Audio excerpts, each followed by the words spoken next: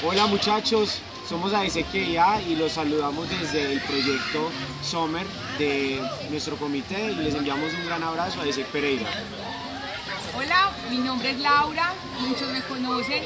Este fin de semana tuvimos uno de los proyectos sociales que se creó en el comité con una fundación. Fue muy gratificante para todos poder estar acá con los niños y acompañarlos en muchos procesos. Y no, pues saludos de ASEQIA. Los saludamos desde ASEQIA con esta gran experiencia que hemos tenido. Mi nombre es Kelly Valencia y hemos tenido una gran experiencia viviendo con estos niños, compartiendo experiencias muy agradables. Hola, mi nombre es María Isabel Arenas. Los saludo desde el campamento Summer.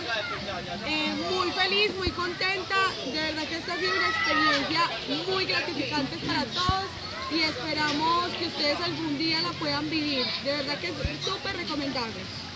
Hola, mi nombre es Laura Vélez y estamos acá dándoles un saludo. Les contamos que hemos crecido como personas gracias a este proyecto. Es un proyecto social muy bonito, podemos aprender demasiado de los niños y les mandamos un saludo. Espero que algún día nos puedan tener un proyecto como este y aprender tantos como hemos aprendido nosotros acá. Listo, ASEC Pereira, los queremos mucho. ¡Chao! Que planeamos y no vimos nada de eso ahí, no. Bueno,